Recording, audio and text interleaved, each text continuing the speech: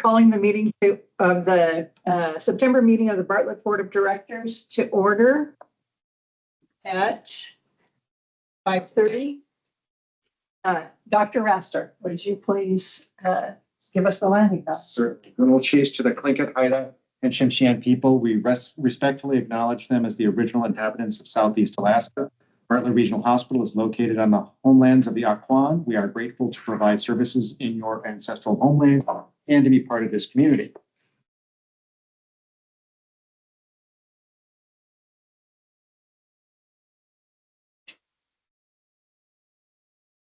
Neil, you're present. See, Luke Mather. Chris Letterman. Brent. Yeah. Brent Tingley. Here, Tiggy. Tingy, thank you. Mac Mertz. Lisa Peterson. Here. Paul Geiger. Present. Penny Solomon Gross. Here. Shirley Deering. Here. John Raster. Here. Seb Johnson. Here. Thank you all. I would entertain a couple of things. First of all, we'd like to move one of our items, 8B, the beginning of the agenda after the consent agenda. If it's all right with everyone, I would, with that change, I would entertain a motion to approve the agenda, hopefully as I've suggested. Madam President, move that we approve the agenda with the one change of moving section 8B to the top after we go to the consent agenda. A second. Any objections? Okay, the agenda is approved. Do we have any public participation? See anyone in the room? And I don't see. It's just lead mark. Okay. I would now entertain a motion to approve the consent agenda. President, I move that we approve the consent agenda as it stands. Second. Any objections to that? Seeing and hearing none. We are hopefully going to make this an efficient meeting. We have a couple of folks that I think have a little bit of a deadline of 8 o'clock. So let's shoot for getting us out the door by 8 o'clock.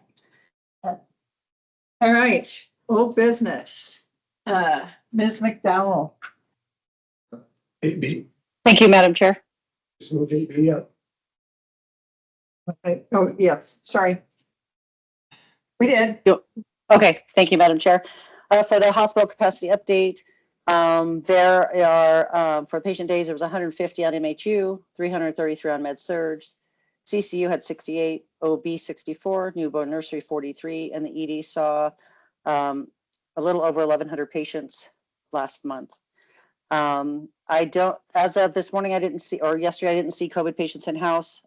We do have 2 employees out as far as with COVID. As far as placement, we have 1 adolescent seeking transfer for behavioral health, 1 going to acute rehab, 2 that need subacute rehab, 1 that needs long-term care, and 1 needs assisted living. And I'm happy to report MHU is fully staffed, so the expectation is we would go to capacity, which is 12 beds. Happy to answer any questions. Can you do it, Kirsten? I don't, that's great. Just That's awesome.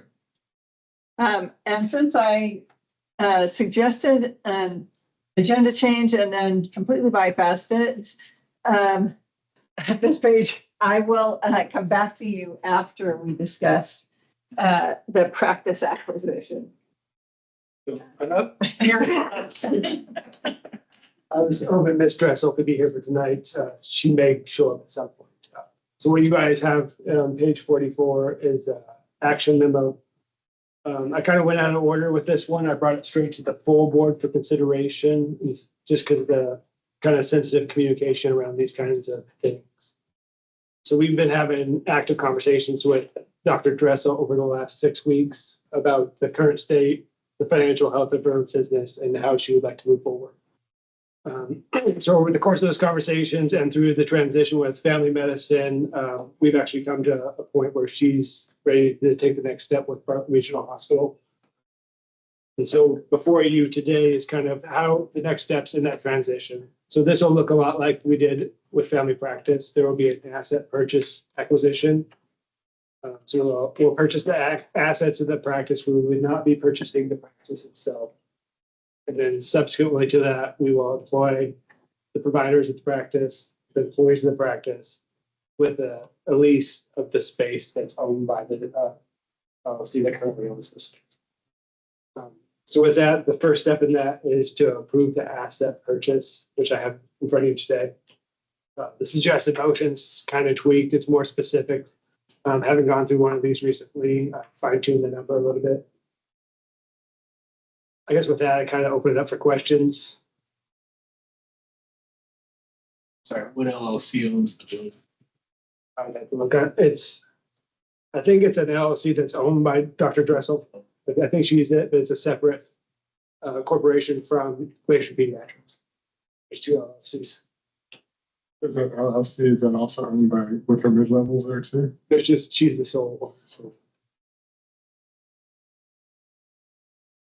I'm sure, I don't really have a question, but I just want to thank Joe and doing this. I think this is very much in the best interest in a hospital to have a dual system where we still have privately owned clinics like Valley Medical and to have the option to incorporate the hospital. So ever since I've been on the board, I've wanted to see this in, not specifically with this practice, but just see this as an option. So I just want to see how pleased I am this is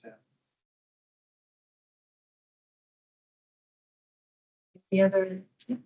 Any other comments before we, Yeah, Madam Chair. Has a lease agreement already been made, negotiated? so we have to go through a fair market value assessment of that so that we've laid out all the steps we have to get to the endpoint. And so upon the approval, first thing tomorrow, we'll engage with the company that does. We already have someone we work with, so we have to do these for our property that we lease out to others. And so we engage them, they'll come do the assessment, and then the lease will be based on FMV of the property.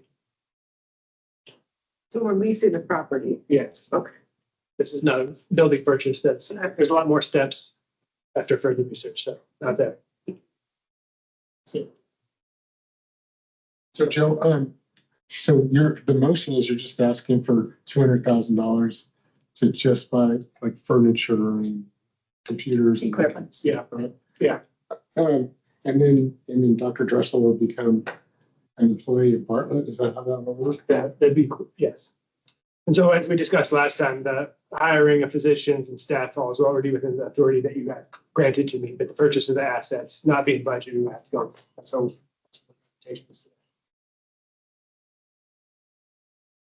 Dr. Oster, you had your hand up? I did, if I may. I think this is great. Echoing Hal, having a footprint downtown, having a footprint in the Valley, and our campus here. It would be wonderful to hear from Amy, just to, to get her thoughts. And my only question being the time frame then for this process. Family practice was about 3 or 4 months. Yeah, and so that would be maybe a little bit tighter than it was with family medicine. So in talking with Dr. Dressel, and when she spoke with her account, she'd like to close out her business this calendar year for tax reasons. And so our goal is that she would kind of cease practice on the 26th of December. And then one thing we learned with the family medicine transition is we want a little bit of gap between the two. So we'd employ the people at that point. We take a week to stand it up, bring in the computers, do all the stuff that we have to do to make it Bartlett. And then open it up on that first Monday in the next calendar year. It sounds wonderful. Thank you. Madam President, Joe, so what about if we do like a fair market value for the building as far as for a lease goes, and we don't think that's acceptable? Do you have an alternative plan for that? I mean, I'm just I hate to give a what if scenario, but since we talked about this, I was just kind of concerned on what the value of that would be and if that would be a little bit more reaching that we want to spend on. I mean, I don't know. I don't know, George. Yeah, I mean, that's something we'd have to work with. I mean, if they come back with fair market value and it's whatever, X amount per month above what we think it is, we can negotiate a little bit. In my perspective, fair market value creates the cap that we can't exceed. So we can negotiate a little bit with Amy on that, and then try to proceed. Obviously, it's a sensitive subject, so, yeah. And then Dr. Dressel's compensation too will be just based on fair market value. Yeah, we have similar models that we've already set up, so, yeah. I do have a question. It's about the branding of that. So what will the new practice be named? The Bartlett Glacier Pediatrics.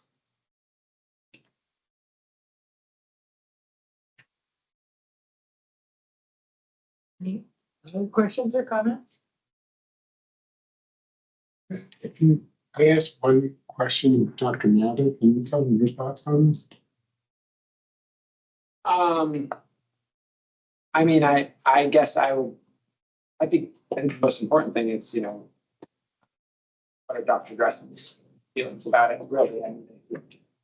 I think if this is what allows Dr. Dressel to continue practicing in the community, then I think that's a huge win for the community. It's a great win for the hospital. She's a medical practitioner who does a lot to help support care for children and newborns in our community. So I think this is the best path forward from her perspective in order to be able to achieve what she wants to. I think keeping her here as a provider is hugely beneficial. And so I think, yeah, I guess I don't know if that answers your question, but I think if she feels that this is the best thing for her and allows us to keep her a practitioner here, I think that's hugely beneficial.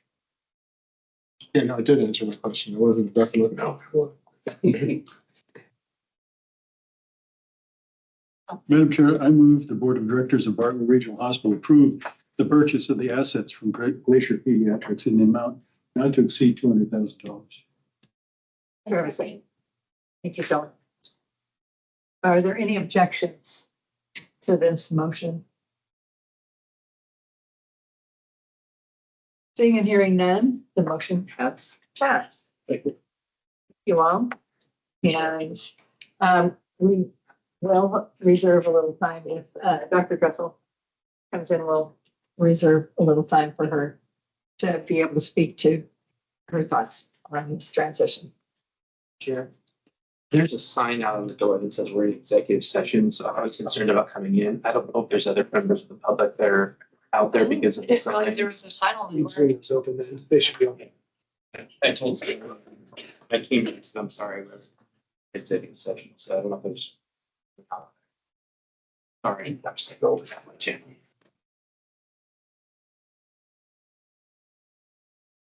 We can just start. Pretty sure we go, but we usually go upstairs. That's what people know.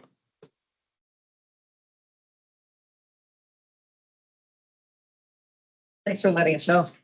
Yeah. I didn't ask very long for Joy. Start rattling off the phone. Okay.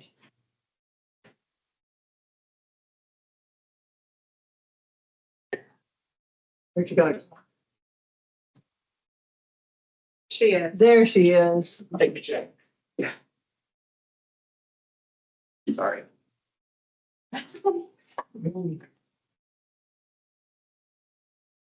So we were just talking. If Joe told you in the hall. I did not give her an answer. I apologize for the signs.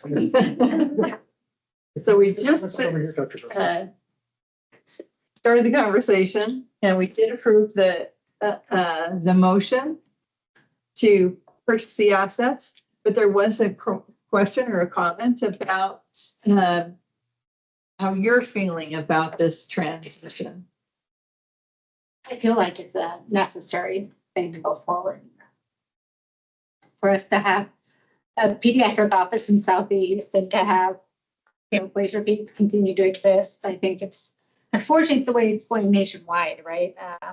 I've heard from like 3 of my friends last month that are going through the same thing. And my sister said, hey, my pediatrician's office just, joined forces with their hospital, so they're no longer separate. And I said, it's, I think unfortunately it's the way it's going. I think pediatrics is definitely struggling right now overall as a specialty, I guess it's going to be now instead of primary care. So. Does anyone have any questions for Dr. Dressel? Just want to make sure we keep you in this community because you provide great care to our kids. And you're also great supporting the hospital as well too, being involved with the secretary and other levels too, just thank you for that many years of service being here. Thank you, Dr. Dressel. Dr. Raster And and then Lisa. And so your staff, your nurse practitioners and everybody's on board and everybody's cool with this so Yeah, far. I told them today, and I think that they're all, of course, have a zillion questions about, what this means going forward, but they all seem to understand and we're supportive and with it. That's good, because it would be great if everything continued as is from my perspective. I see a lot of kids, so. I mean, we've had a hard time with nursing staff on a regular basis, and I think this is a good solution for that too. Joe, as far as the management structure for Glacier Peace, will it still just stay the same? That's cool. Yeah, they have an office manager, so she'll continue to operate in that role. There'll be changes to it. And then we'll have Sarah engaged, so they'll have like a whole team to help support it, yeah. And then what about their electronic medical records? Are they going to be? Yeah, one of the things we're gonna bring forward is we're gonna basically transition her record into our record, but we're gonna use the same platform she's using. So we've already engaged their provider in the EMR. Hers is a pediatric specific model, so it fits her practice. Yeah.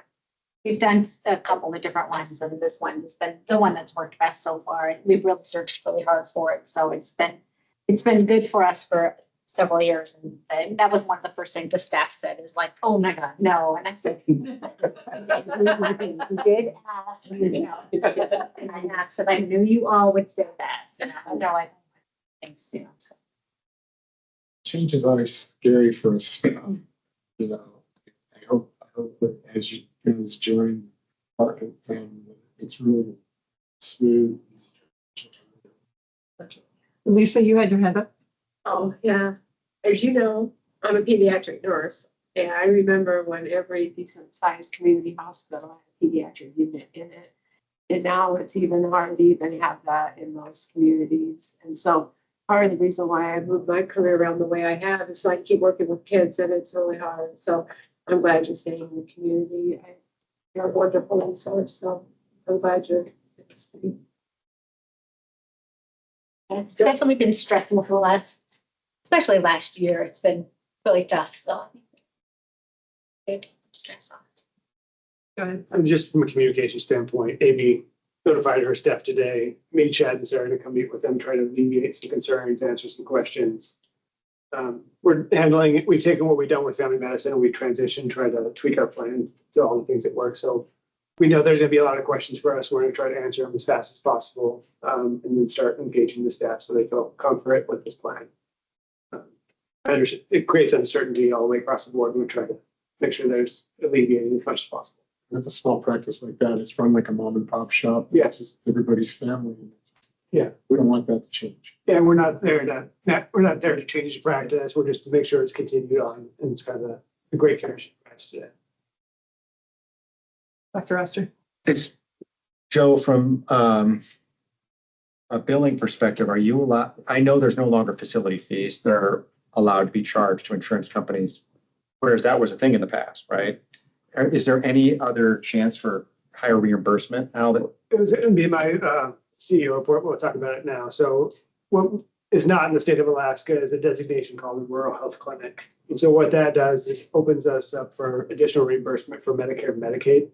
And so Gail has reached out to the hospital association and they have a grant to engage Stroudwater to come do an evaluation and help us move that forward. And so what it does, it creates some policies and rules around it. It's a little bit more structure than she's brought that most of the clinics are used to, but it does afford that additional reimbursement for Medicaid specifically in the state of Alaska. Obviously, Medicare doesn't apply to her, but As a rule. as a rule, Disability. what they do is they come in, they set an interim rate for 2 years, and then they, basically the state makes it cost-based for the Medicaid population. So you're at least not losing money on them. So the idea is that makes the practice more sustainable. It also makes it more helpful if you're trying to recruit, say like somebody who still has student debt loan, you know, and We have the SHARP program we're already involved in, so there's that option. And then Dr. Justin talked about nurses. One thing we've seen with family medicine, you have nurses that like the benefits and they want to be full-time Bartlett, but they're willing to float. And so we're seeing a lot of float contracts go out from our nurses that want the variation in their practice too. So we'll probably see nursing staff that want to come work with Amy again. So that's a benefit of joining with us. And then just one last comment. So if I was a pediatrician coming to town, it's great, or a family doctor, you can work for Search, you can work for now Bartlett, because many physicians want to be employed. And if you don't want to be employed and you still want to join the private practice model, there is one group left. And there's JVJC, and there's Dr. Hopper, and there's me. And that's from coming here where there were almost no employed physicians 30 years ago. There are 4, 2 big groups and 2 small guys. Unless I'm missing somebody. It's just been since kind of Obamacare initiated this. We talked about this last week at the OAHA conference. Like you've seen almost a consolidation of independent practices throughout the state. We probably have more in the size of our community than most. Like Homer, I was talking to the CEO from Homer. There's no private practices in Homer at this point. They're all employed by the hospital. So I think they've built a system that just pushes it this way. Is there independent practitioners out there? Dr. Oxford? there is a couple. Yes, I forgot about that. That's right. One downtown, urgent care. April Sapp. April Sapp and then Harbor Health. Harbor Health, yeah, Brandy Sale. Forgot about that. Like, Oh, Kelly she's Moxley. not, yeah. And Frank, is Frank still practicing? She's independent. Yeah, there are some. True, smaller, not so involved with the hospital practices.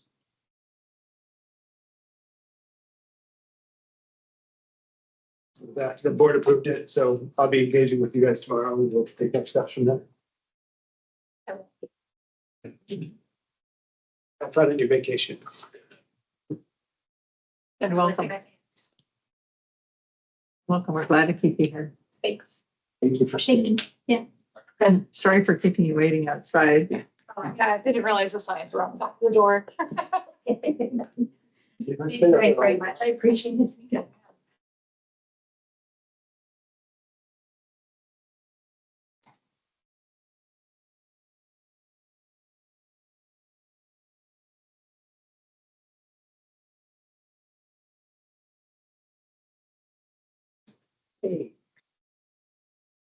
Hard to follow. Thank you. So our home health census, the program had 31 admissions with 3 recertifications for the month of August. We had quite a bit of a pickup. There is 1 admission pending as of the writing of this, which was September 17th. And 15 patients were currently on service. Average length of stay for the month of August for home health was 50 days.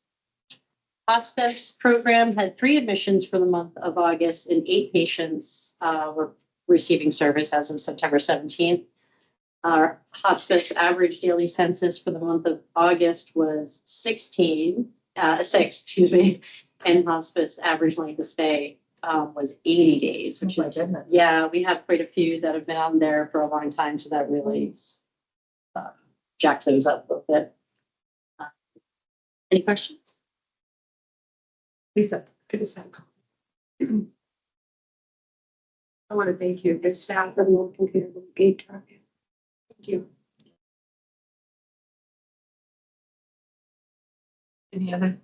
So real quick question. Heather, do you think we're getting out now enough to the physicians to really, push past this, and is it working? I mean, what do you feel? Yeah, I think so. We're getting referrals from all physicians in town. I don't think we have any coming from, there isn't just one that we haven't gotten any from.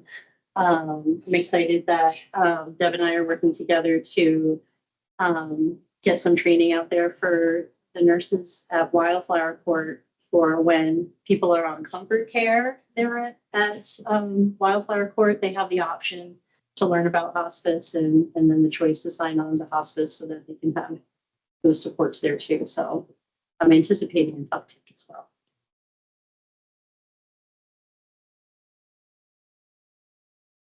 Any other questions or comments from this page?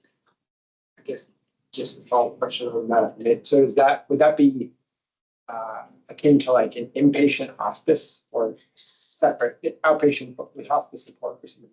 Yeah. So an inpatient is a different level of care under hospice, and it's only temporary if they were at Bartlett for 5 days or so. But you can do hospice in long-term care facilities.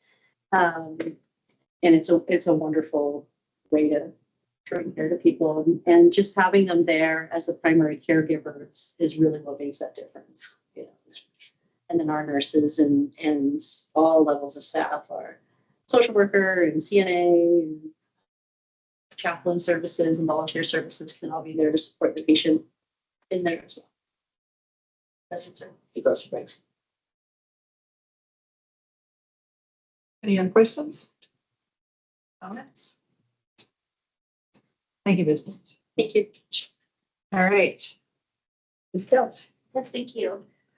Wildflower Court currently has 55 residents on census, and we are expecting 2 more admissions in the coming week. And our average daily census for August was 54, so it's been staying about average, a little bit higher from last month. Our occupancy rate is around 86%. Yeah, just excited about getting folks into the beds that need the care. So, any questions? Seeing none. Thank you, Estelle. Okay. Ms. McCormick. Good evening. Thanks for having me. So just as a quick update, the fall disbursement of the Edelman scholarships has been completed. All of the schools have the financial aid for their students that had received scholarships. We have our donor appreciation pig roast coming up on Saturday, October 4th. The event will be held from 4 to 7 at the Juneau Yacht Club. And of course, while we're celebrating, we're looking ahead because our need is still great and we're counting on all of our continued supporters to keep our programs thriving. So you know that we do staff trainings, education, internships, and everything. So every dollar makes a difference. We did have the opportunity yesterday to jump in and see some of the PICC line training. Jen Twido invited me in to see some of the nurse training, and we snapped a few pictures, and it's on Facebook. We've got a little bit of following there. So if you're excited about coming and getting some delicious sizzling celebration of pig, we hope that you can join us. So the next big thing is we have a coffee vendor, and I can now, so the contract's been signed. We have signed with Spearfish Coffee, and Janelle will be starting it, depending on background checks and things like that. It will be the early weeks of October. I've received, since I sent the email out today, I've seen emails saying things that say, this makes me very happy. And then I even received one that said, not to be overly dramatic, but you are saving lives. So that was nice. Another one said, huge quality of life enhancement for the staff and the people visiting the hospital. So we're very excited to have her starting. It would probably be, I'm guessing, maybe the second week in October that she's officially in there. But she's been working with Robert in the cafeteria and coming up with some fun ideas and making sure that we get the word out, not only for Bartlett staff, but also down the hill to some of, Valley Medical and Search and some of the other areas. I know that they do a lot of walking, and sometimes they could just come in and grab a cup of coffee too on their walk. So Although I don't think anyone was walking yesterday because it was awful. In the meantime, we've been doing little giveaways. We're calling it Keeping the Fire Going. So we're doing drawings for employees to get some little s'mores treat boxes and coffee cards, just to let them know that they're appreciated. And then at the same time, you know, giving them a little coffee too. So we've been working on that. A investment for the Bartlett Hospital through September 11th is foundation investment is 72,677. And then we'll have a little bit of an investment in the coffee shop as well. Anyone have any questions? I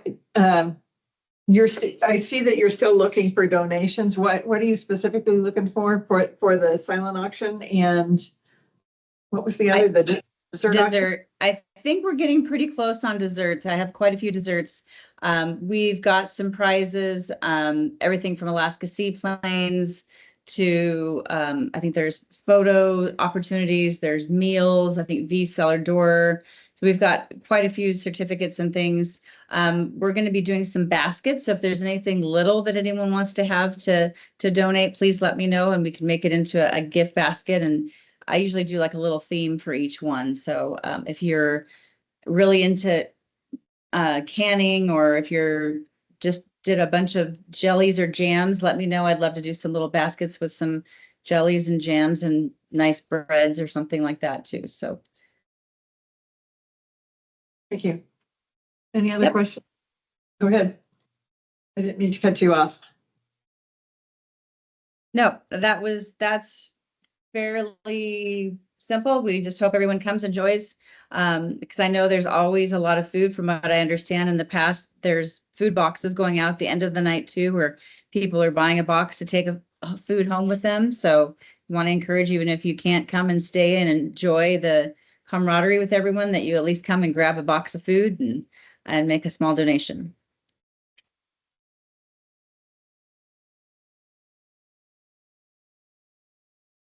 Do we have any other questions for Ms. McCormick? Just as a Thank side you. note, we are moved into our new space in the first floor downstairs as well.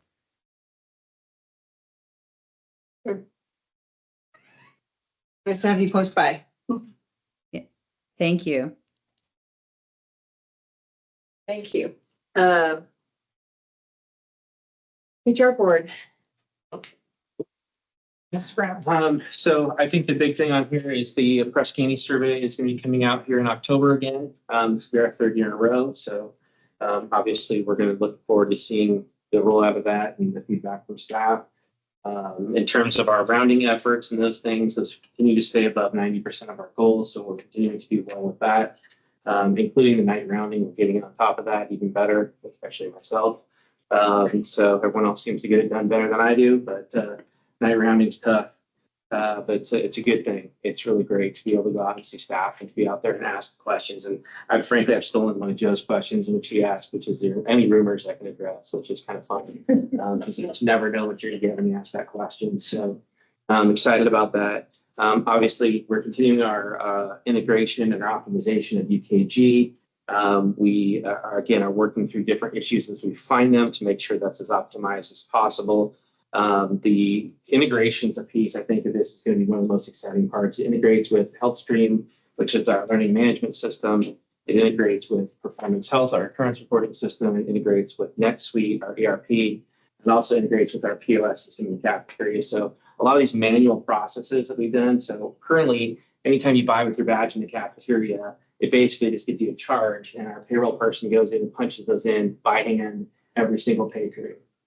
Now she puts this as it's a lump total. She's not punching in each individual charge, but there's room for error. All that's going to feed directly into the system. So people terminate, people leave the organization, they'll automatically be pulled out of their learning management system. People go on FMLA, they'll put learning management will be put on hold. So there's a lot of stuff that's going to come with this. So we're really excited about this. It's continuing to be a slow moving train. But again, I keep telling staff, let's work on, when we rolled out workforce management, it did have some challenges. We had our testing time was really condensed. And so it got rolled out quickly. And this time we're taking much more time to make sure we're doing user acceptance testing, getting more people on the bus earlier to make sure that there's fewer issues as we roll forward. So I'm super excited about that. So we're finalizing the payroll components. So currently payroll is done in Metatag. That is going to be done through the UKG system. So all the workforce and timely attendance, all that stuff was pre-built. Now we're on that piece. And we just started today talking about the leave management. So we'll do leave management within the system as well, which means if someone files for FMLA, they can simply fill out the paperwork online, go in, it can be approved, and it can go through the process. Again, all automated. So, and if you look down further, we've got 100% of our digitalization project done. So we've got all of our current files all digitalized. So those will all be able to be uploaded to the system as archives. So people will be able to have access, will be able to have simple access to everything. It also includes UKG Talk, which means if my recruiter, right now my recruiter is sending emails to candidates to communicate with them, which is great until she's out, and then you kind of wonder where everything's at. All of that communication will be done within the system as well. So anytime someone steps out on vacation for a couple of days, we can see exactly what's been communicated with somebody from soup to nuts. And that can include managers as well. So I'm excited about that. Again, it's a long road. It won't be fully implemented for probably another 6 to 8 months. But these are all the little pieces, parts that are going to add a lot of value to Bartlett when it's all said and done. Outside of that, I'm still targeting succession planning for the last quarter of Q3 and Q2 and Q3 of FY26. To get that done, and that's all I have, I think, for today. Any questions? Good job. A lot of stuff going on, Couple things. and I'm glad to see that integration.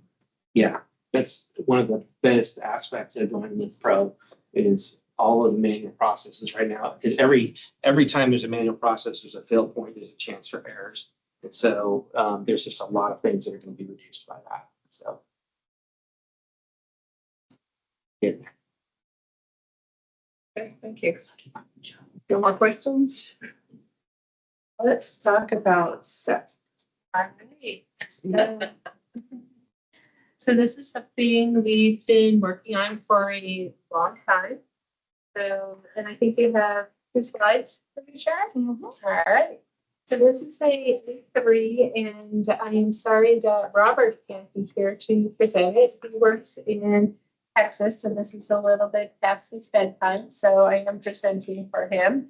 So this is Sepsis Awareness Month, so it's a good time to present this. So we started working on sepsis back in 2015. And the reason we are really focusing on sepsis is we want to save lives and make better outcome for our patients. So those of you who are not from a clinical background, sepsis is basically, think of the A supersized infection. So this is someone who has an infection and then gets super sick. Their body starts basically attacking itself. So this is something you hear about if you get an infection and you come in and your body gets really sick. This is something that we are really concerned about because people are still dying of sepsis, and we really want to save lives. So CMS back in 2015 put this as one of the things that we needed to start working on. This is one of our quality measures that we've been tracking, and we did really, really good in the beginning. We really focused in on it. We went through COVID, and then we started falling back on our measures. When we look at our measures, it's a lot of different things that you have to look at. Sharon, can you just scroll to the second screen for a second?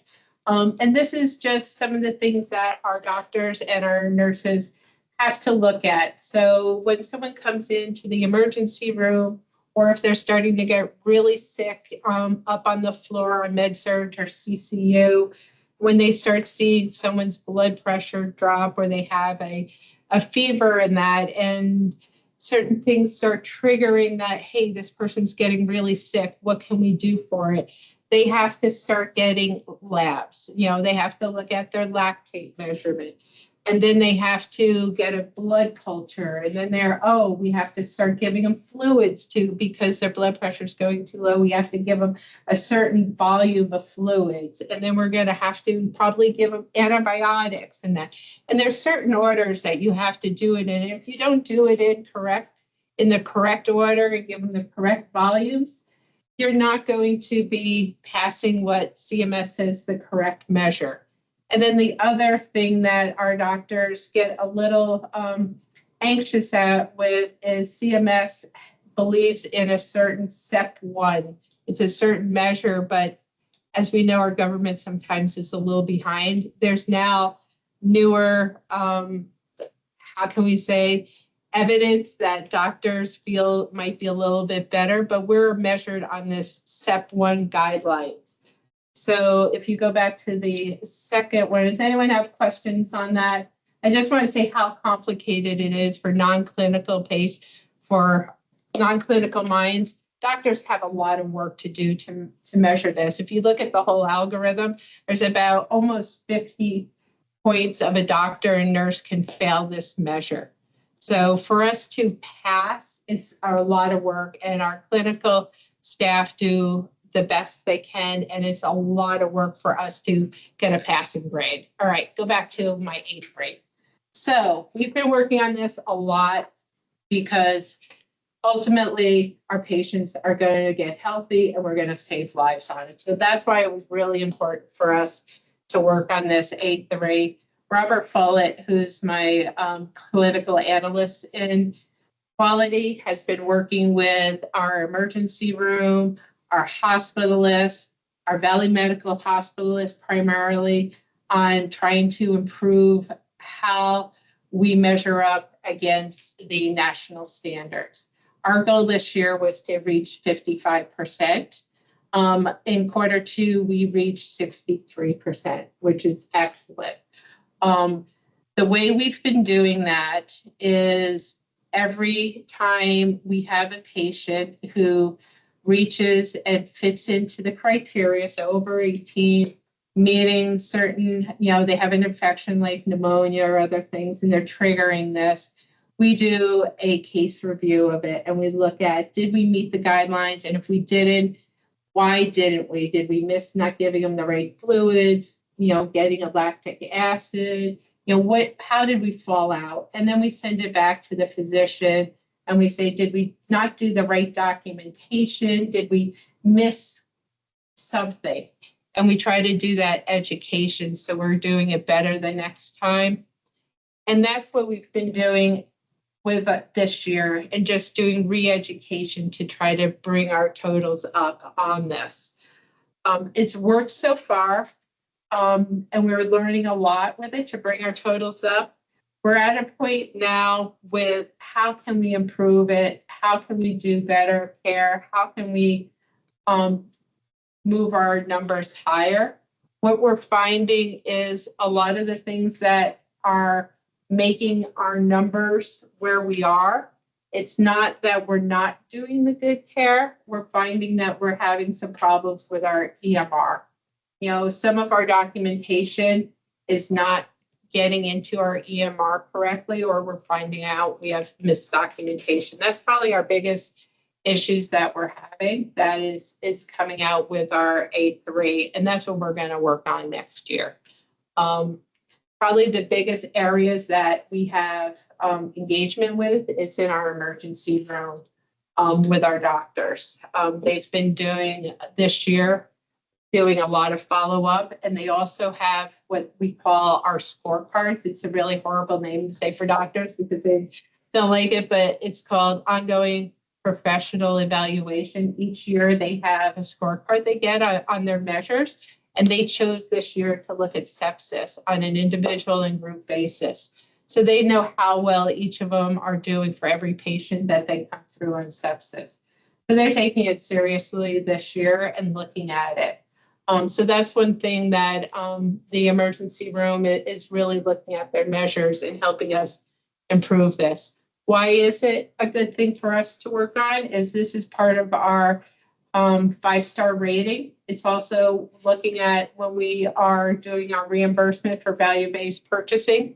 it's bundled into that when they look at how much we get back for, I know, Joe, it's not very much, but we talk about it all the time. But how they look at our reimbursement rates compared to other hospitals when they calculate that out, it is also in that. So that's why for financial, it does mean a little bit to us. But ultimately, it means, are we doing the best care for our patients? Are they having the best outcomes? It's more likely that a patient with sepsis will be readmitted to the hospital. We look at our readmission rates, and more likely I see patients who have sepsis coming back, and our readmission rates are a little bit higher for patients with sepsis. Things that we can do next year to help move our rates up are looking at our EMR and seeing if we can have active monitoring and surveillance within our EMR. If we had Epic, it does it. Just saying. The surveillance modules I've looked at in Meditech are very hard to build. We would need a larger IT team to help build that out. There are companies that do concurrent reviews with our sepsis cases. Maybe our CVI team can help with that. We're looking at that for this year. I would love to see our rates up to about 80%. Average isn't good enough for me, sorry. But I'm pleased with what our physician teams have been doing with this year, because every time I see that rate going up, that means one of our patients is going home healthier and not dying of sepsis. So I think this has been amazing. We started at 32% 2 years ago, and now we're up to 63 right now. So, any questions? People, like on average, have sepsis when they come into the hospital or get it. Last year, we had 267 patients that had a diagnosis of sepsis in the hospital. So, I mean, it's not that many, but it's that many have a chance of, I mean, it's a serious diagnosis. And that includes septic shock. You know, there's different levels of that. So, and we had last year, there was 3 people who had sepsis or septic shock in that came in and didn't die. But I did review their cases. And I don't know how many that we transferred out that did succumb to illness. You know, I don't get all of those, so I'm not sure of that. Because when they get medevaced, I don't get all the reports back. So we have had patients, you know, our residents have died of sepsis in Juneau. They coming into the hospital with. Yeah. There are cases that, you know, people, you know, come in off the cruise ships, you know, very ill. You know, we have people from outlying areas. You know, unfortunately, with people who delay care come in really sick. You know, when people don't have, you know, good insurance or they're delaying care, you know, an infection can come on very quickly. You know, an abscess or a wound can get people very, very ill very quickly. Just had a, do you have a sense for like if the improvement in numbers, do you have a sense for how much of that is improved documentation versus actual changes in care practice? Because I feel like, especially with these complex measures, it's a lot of it is, you know, being able to extract the data to say that you followed the protocols, and it can be hard if, you know, documentation.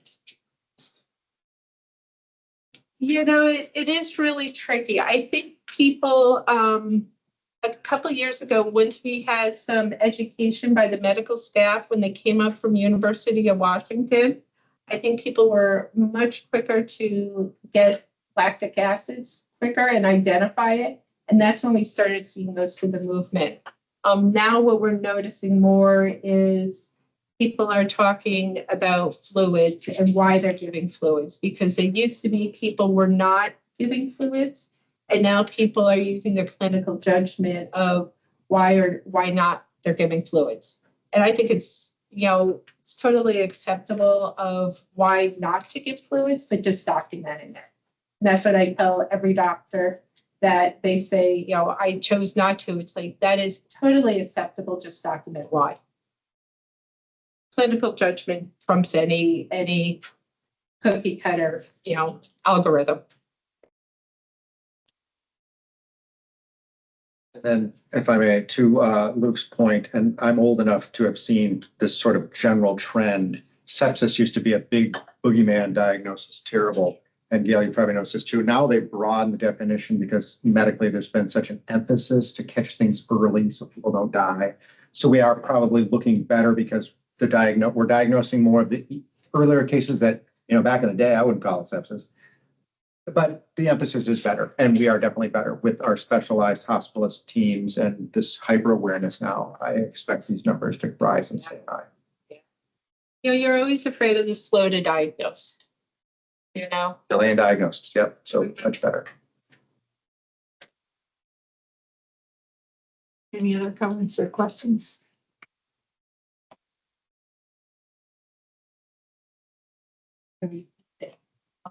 You're off. That's, Thank you. okay. Thank you. All right. Mr. Warner, let's talk about the sobering center. It's just what you're in it. It's the presenter. Thanks for that. So this is a subject we've had over multiple conversations over multiple months. And so we bring it back forward. So during the month of August, there was a grant application for some monies that could have helped us renovate the space at St. Vincent de Paul. And so we worked with Deb to get the application submitted. I think we talked about this last month. And then at the September 3rd Finance Committee meeting, we had a lot of good discussion with the assembly members about how we move this forward, you know. And then after kind of getting to consensus with them, they felt that it was best that we move more expeditiously, a little faster, trying to get this completed. The space has been in need of renovation for roughly 5 years now. Since they moved in. Since they moved in, so the need is there, and I think we came to an agreement that the best space for these patients or these participants is down on the Teal Street location with St. Vincent de Paul. So after some discussion there, we brought this to Finance Committee as a talking point before you have an action item to help move this forward. And so what we're proposing is that we use funds that we were going to use for repayment of the $2 million that CBJ gave us to help renovate the space at St. Vincent de Paul. So this would go back through CBJ. They'd have to do an appropriation ordinance on it. There were some that were presented or were in the assembly packet. I think they got pulled out last minute. I've attached those for you guys to review. They kind of looked at it through two different lenses. There was a pot of some additional funds that were for opiate use, I believe, opiate settlement funds. With the way I kind of phrase this motion is that is kind of for discussion at this point, I guess, but to approve the funding up to the $763,000 to help renovate the space. So there will be we have some work to do with St. Vincent de Paul to help them make sure they can secure some temporary location during the construction process. We're still considering the COVID cabin. We're looking for some floor plans for it still, which don't seem to exist at this point. There are a few more steps in front of us to move this project forward. You want to say anything on this? I missed anything? I think St. Vincent de Paul is ready, assuming that the COVID cabin fits to move the COVID cabin into the parking lot at the shelter building. Assuming that there's enough space for it, there will be some work to connect utilities to it. Not insurmountable, I hope. But if you've ever been in taken a tour of the sobering center, you would know that this is a necessary move to get that space renovated or find a different space. But at this point, we've had a lot of discussion about the suggestion of the rainforest recovery space, and it's really not an appropriate space in many ways. Not just the fact that it would be sharing a space with medical clinics, but access. The space in question has no direct access to the exterior. I don't think is there, but there is one back door, but There's a back door. but the back door has a steep drop off right behind it, a few feet behind so if we're talking about someone who's not necessarily in a condition to walk a straight line, or needs help navigating, that it would be a higher risk to go at that back door. There are many things. So I think that, after months of conversation about this is really the most appropriate location. Keep in mind that this is St. Vincent de Paul does not operate the sobering center. We lease the space. We're leasing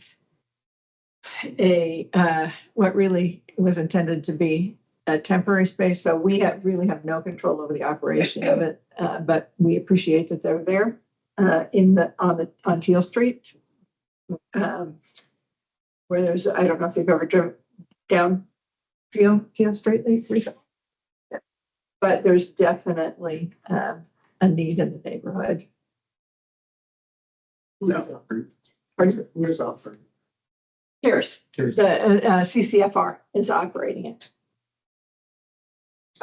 Mr. Steiniger, do you have any comments about the discussion that Yeah, we had a lot of discussion. Obviously, we couldn't come to a complete decision as an assembly, and that's why we have two ordinances that got introduced with two different titles for the variety of funding options. We put Joe on the spot and asked him to speak for the board, which he very graciously said, I can't. And so we definitely have an assembly for looking for the Department of Parks. We also, part of the reason that we had the two different funding avenues in our two different ordinances was not knowing how the board felt about, if we just put forward an ordinance that said, hey, we're going to take, $800,000 and, consider the repayment of the $2 million. That felt a little bit aggressive to us as an assembly, and really want to get the input of the board here before we take an action like that. But at the end of the day, we definitely appreciate all the work that went into writing the grant application and all that now wasted effort. Sorry for making that wasted effort, but we did. That was one thing we had an absolute consensus on as an assembly, was trying to push this forward as quickly as we could and not have a time period of uncertainty where we don't know where it's going to be headed. So I think we're getting to a much better solution than I see some of the other options. Okay, Lisa, did you have a question or comment? Yeah, I'm not on the finance committee, so I'm not being argumentative. I'm just trying to understand how we closed Rainforest because we were losing money and we couldn't finance it anymore. But now we're financing this. I'm just trying to understand how it's different.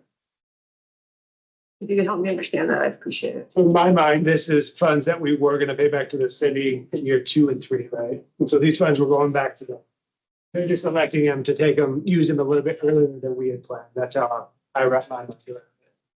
And so we had agreed, or the board had agreed and whole, that over the next 3 years, we'd pay back the $2 million.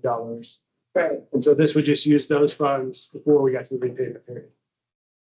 So there might be some accounting we can do where it becomes an interfund loan and we do push it into next year's budget with a CBJ. There is some stuff we might be able to work with city manager on that would make it look like that, with the goal to hopefully get construction done, space renovated in the short-term timeframe. All right, thank you. I guess one thing that I would add to that is the difference is Rainforest Recovery was an ongoing operating loss. This is a fixed amount of money that we were already going to to contribute. So there's no risk of that ongoing operating loss that we were experiencing with Rainforest Recovery. Thank you. Who had the, That was my statement. Thank you. okay. Well, Madam Chair, this looks like this solves some problems that have been just hanging over us for a long time. And I'm going to go ahead and move that the Board of Directors of Bartlett Regional Hospital approve the funding for their rehabilitation St. Vincent de Paul Teal Street facility in the amount not to exceed $762,900, with the approved funding being applied to the voluntary payment of $2 million that was appropriated to the hospital in fiscal year 2024. We have a second? I'll second that. Thank you, Dr. Russ. Can I have a little bit of discussion on that? Yeah. Okay, so I just want to make sure that this question was answered completely and feel satisfied with that. No, I'm fine. Okay, I just wanted some clarification. That's all. That's all. because in my mind, the way that this is written is that we're actually just paying the money back to the Right, I city. understand that. And the city can spend it. So, It's just the way it was worded up there. I was trying to process it. So anyway, thank you. Like I said, I wasn't trying to be argumentative. I was just trying to understand it. So thank you. Any other discussion? Are there any objections to this motion? Okay, seeing no objections, this motion's passed. Thank you for your comments. Thank you. Okay, Dr. Mather, welcome back. Thanks. Yeah, so as far as, the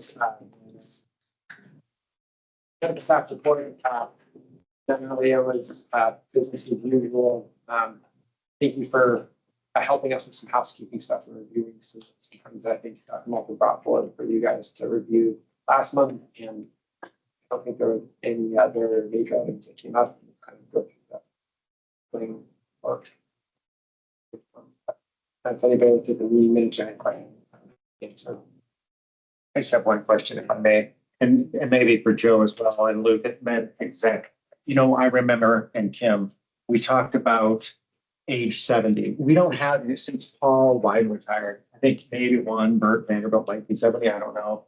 And so there was a national policy to remove these, and this sort of scooted by. I know the OB thing was just a sort of an error, and we got those forms, and that privileging is all done. But can we legally still do the assessment on those over 70? my understanding was that it was brought here and the decision was made to put that portion of our bylaws on hold until, my understanding was that there was a national case where there was a case where it was being reviewed. And I don't know what the status of that national case was, but my understanding, looking at the minutes, was that Parliament had decided and Med Executive decided to pause that, show that for the time being until there was better clarity on the national case. And so this assessment form then that's in the minute, in the packet, is this being accepted? That was, my understanding is that was the form previously. That's what was. This is what's being shelved. Correct. Okay, okay, I just want to make sure. Thank you. And I'm remembering and then I'm saying, it's okay. Okay, I'm straight. Okay. Yeah. I think there is I'm only aware of provider currently. Okay, that comports with what I remember and the med staff with Dr. Malta. Okay, thank you. Thank you. Any other questions or comments for Alice? Thank you. Okay. Meeting updates. Looks like we only had one committee meeting. We do have an action item, and it's during which you're subbing for, you chaired the meeting. Yeah. And my apologies for not being in check. It's okay. So the minutes accurately reflect what was discussed at the meeting. I think just a couple things is the finance team is still working on closing out the 2025 fiscal year. And with that, there are changes that will be made to the budget that was, or to the finances that was presented to us. And they're still realigning and reclassifying some things, and working on the allocation of costs to Wildflower Court and hospice and home health care. Working on the whole process, which is improving all the time. So thank you guys for that. We talked about the sober housing. And then I would ask that Kim discuss the Steris washer and irrigator briefly. She's still on there? Yeah, she's still on. Thank you. Sorry about that. Yes, it's through the chair. It's cutting, my service is cutting in and out, so I apologize. So I believe I was asked to discuss a little bit about the Steris washer. So as you can see in the memo, I'm not sure if we're there yet, but the washer that we have, is antiquated, about 20 years old, and it's pretty unreliable. It has gone down recently, and we were able to find parts for it, but that's beginning to be kind of few and far between and longer downtimes, which equates in us having to slow down cases or not schedule as many cases, or even worst case scenario, cancel cases. Because we're not able to get the instruments cleaned. So the ask is that this went through the finance committee, and the ask is that the Steris washer and ultrasonic irrigator be approved. There's 2 quotes for the purchase of the washer only, and then with the washer and irrigator. And if we have the irrigator, it will allow us to have less downtime in between, and it will help us with turnover quite a bit. So we'd be able to move cases quicker with all the trays and all the surgeries that are happening than if we just use the washer alone. The ultrasonic irrigator also helps us with the arms and the equipment that's needed for the Da Vinci, and that will also decrease turnaround times for those rooms to be able to have that process quicker than if we just use the washer. Where's the funding source of this? The question was, where's the funding source? Is this coming out of our? It's coming out of the reserves. This was an item that should have been included in the capital budget. It was not, so that's why it was brought forward this way. Correct. If I may, Kim, you're suggesting the ultrasonic as well to speed things along, which, and I, as a surgeon, I think that's great. Sometimes we have had cases that are slow between cases because of our infrastructure, our aging infrastructure. And so I am going to be in support of this motion, I suspect. Yes, and that's exactly why I'm suggesting that we get the washer and irrigator. I think as we're moving forward with where we are in our organization, with younger surgeons, more surgeons being willing to use the robot and robotics, we're going to see an increased demand. And I think this will help meet our future needs when we're opening up different service lines and help us be a stronger organization.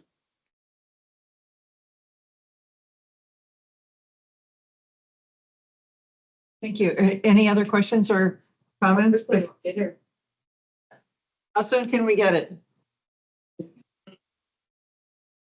Through the chair, that is also a little nuance. My understanding is that it is on back order. So the sooner we can, no pressure, get it approved through the full board, then we can get it ordered and hopefully get it here soon. But it is currently on back order, and I'm not sure. I think it's about 3 months back ordered.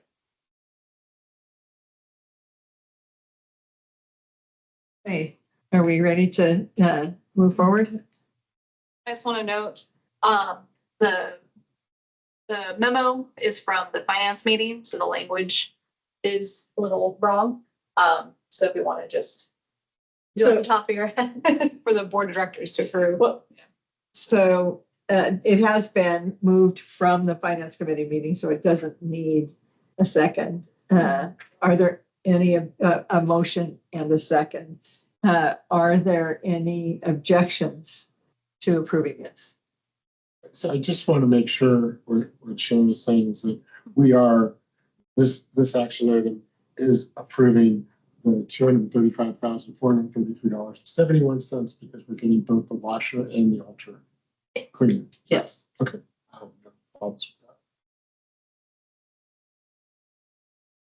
Any objections? Okay, seeing none. This motion is approved. Thank you very much. Thank you, Ms. Cup. All right, it's time for the liaison report. You're skipped. Oh, I checked you off.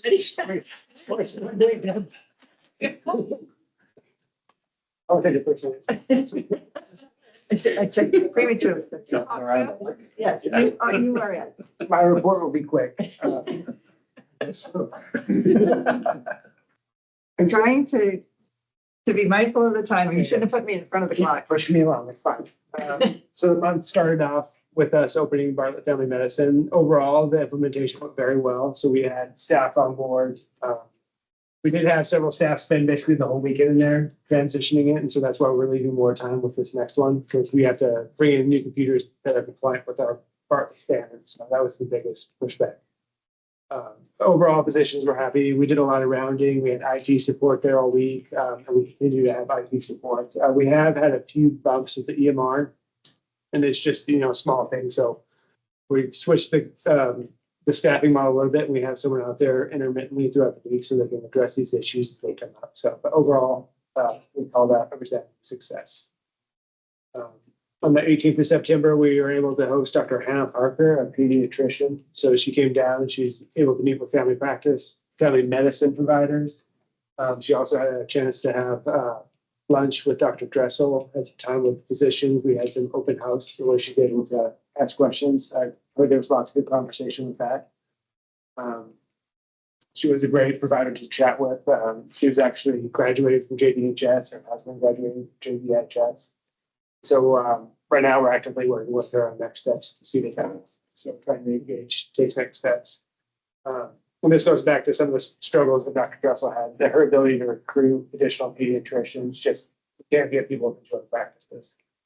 So we're able to add her on. Our goal would be to have her work in Dr. Dressel's location as well as in the family medicine location, so we can expand that access to pediatricians. We hosted a second provider during the month, Dr. Evan Gross. He came and chatted with us about kind of a dual role, looking at helping staff the hospitalists as well as doing some outpatient stuff. He's also born and raised in Juneau. He was Dr. Alan Gross's son. And so another homegrown doctor coming back.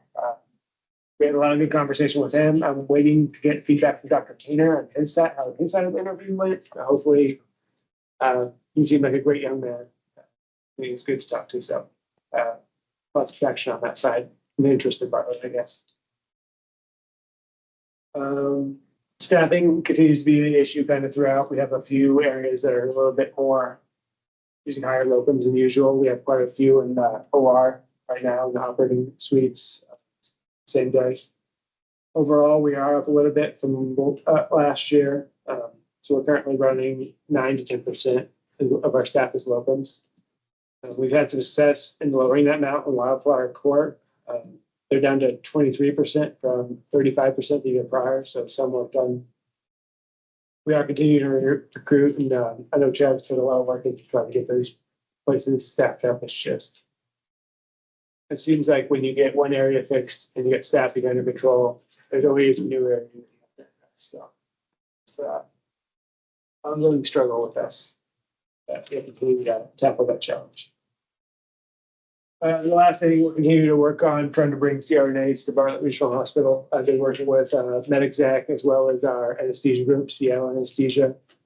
I think we've come to a place where we're kind of in agreement. So me and the medical director for anesthesia working back and forth on a collaboration agreement that we can bring back to credentialing and notes back for presentation. I'm hoping to have that done by early next week so we can get it from the credentials committee for review and then go through the different committees. It might take a few more months, but I was trying to be positive that we move forward. But we've made some strides at least. Those are the major things that I've worked on in addition to that other stuff we presented today. So, but if there's any questions, if there's anything I can address, please answer questions. Any questions or? Just maybe I'd like to make a comment, just a lot of this involves medical staff. And I think that I was at the meeting with the anesthesiologist, and there's not a huge rush from the medical staff side of things to push the CRNA thing. I think it's reasonable to be deliberative. So it's that way you can sort of bring everybody along. And then the fact that we've got all these places now to put staff is just so wonderful with downtown Amy Dressel campus and then the family practice campus and family medicine now. And I've heard no one, people reach out to me sometimes about complaints because I'm on the board, and I really haven't heard any about that transition. So that was really nice. That's my only comment. Thank you.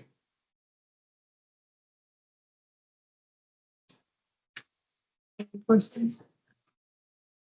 Gotcha. Okay. All right. Mr. Tiny.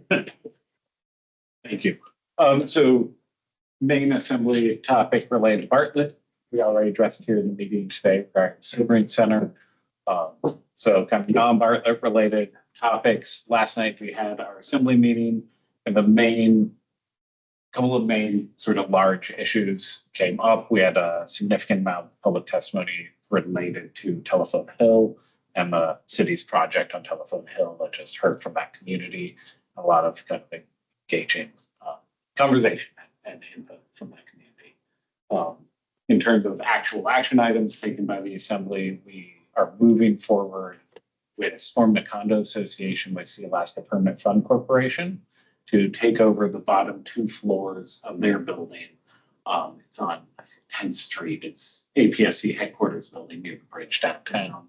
And so we'll be moving all city staff, or the majority of city staff, into that facility and having that as our new city hall. So we're kind of finally moving forward with, kind of a new solution to getting out of the old building and taking up housing downtown and things like that, where city staff currently are.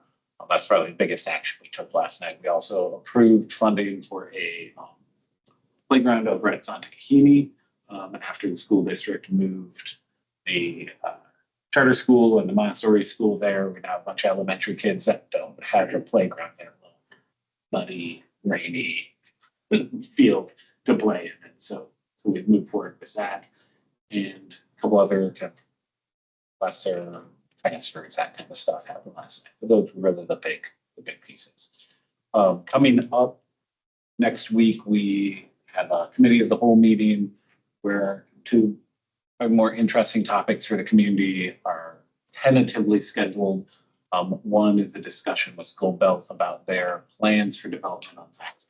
We've seen that in the news, so opportunity for them to come and brief the assembly what's going on there, as well as a tentative discussion with JPD just about kind of Juneau Police Department related questions and issues in community matters.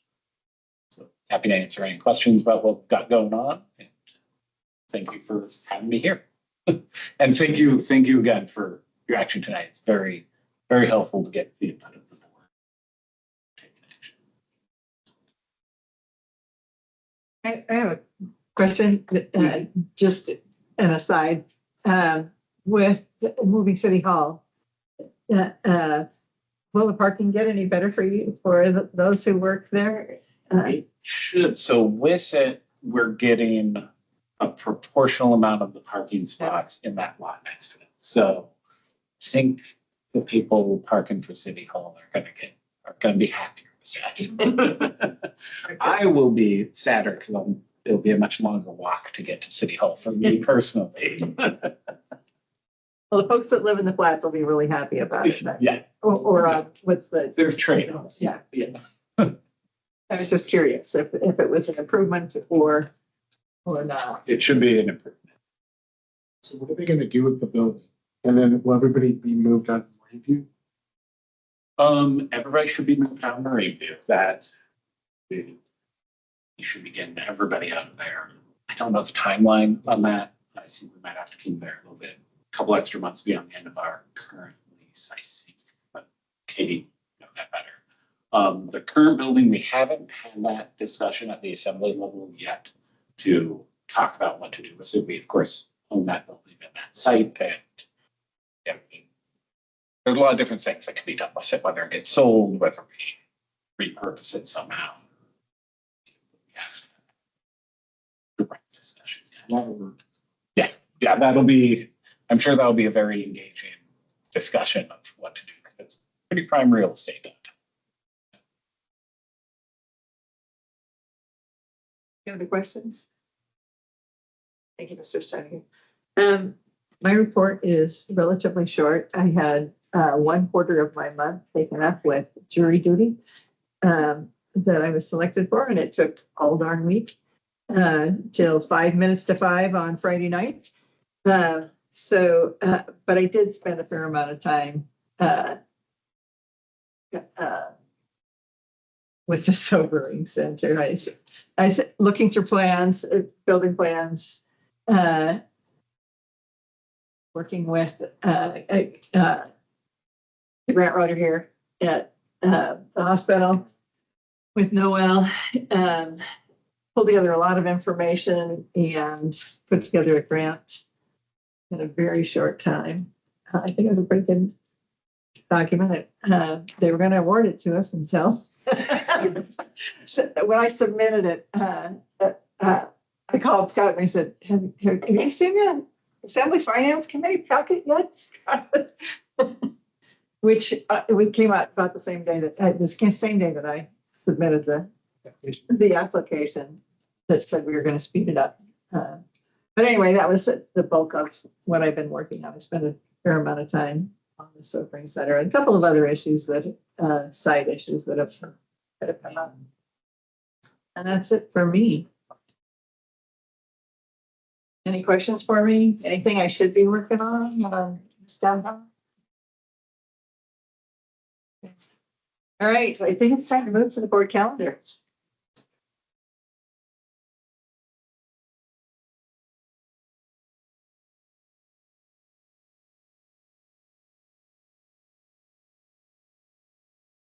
I just want to, we do have one more meeting this month. Am I correct in that? We have a Meeting Thursday. we have a meeting Thursday. don't Yes. Yes, for quality compliance. we? Okay. What time is that meeting again? It's at 3. Okay. So just a reminder that we're not done with meetings for this month. So if you would go up to look at planning committee. Um, Say, So, Madam Chair, I will not be at the Board of Directors meeting on the 28th, and I'm not 100% sure if I will be able to make that planning committee meeting. Is there any way that I can ask Hal to fill in for me and then also give a report to the planning?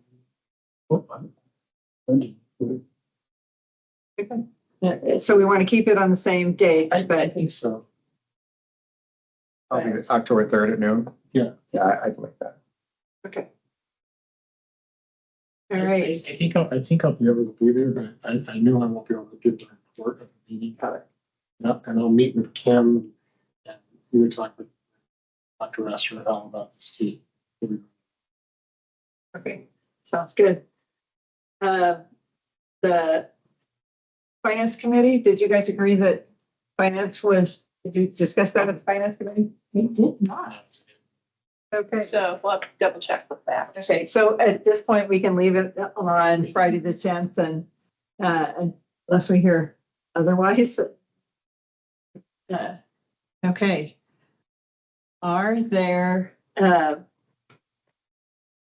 any other committees that need to meet at this point? Does the governance committee need to meet in October I or think we'll probably meet in November. November? Okay.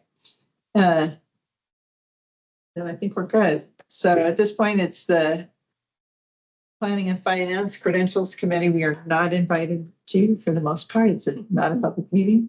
And Madam Chair, can I ask you to fill in for me for the finance? The Credentials Committee meeting. Okay, I can do that. Okay. If the calendar looks good, I'd entertain a motion to approve the calendar for the month of October. Madam Chair, I move to approve the calendar as presented. Second that. All right, we're down to the board comments and questions. Do we have any comments about what's been going on, about anything that we've discussed this evening? I don't know why I just feel so exuberant all of a sudden, but I've been sitting here thinking about some of the first board meetings that I went to and just what my feelings were at that time. And I just feel so good about this meeting. I already commented about the taking over Glacier Pediatrics, but that just added to the totality of my good feelings about the meeting in the direction of the hospital. I just think things seem to me to be going very well. I just want to say how pleased I am with the administration. Thanks for that. And I would agree that the administration is doing a great job. Thank you. Any other questions or comments from the board? All right. I would propose a break and at ease for 15 minutes, grab something to eat, and then we'll roll into executive session. So come back at 7:10. Yes. You're back in session. I would entertain a motion to go into executive session. Whoever gets there first. I move the board of directors of Bartlett Regional Hospital recess session to discuss several matters. Those violations of municipal charter or ordinance are required to adopt records that are not subject to disclosure. Fourth, staff meeting minutes, patient safety dashboards, and new updates. Second that. With no objection, we are in executive session. If you please stop the recording, and I don't know who's going to move to accept the credentialing report. Sure, I'll move to accept the credentialing report. I'll second. Thank you. Hearing and seeing nothing else, I think we are adjourned at 7:36.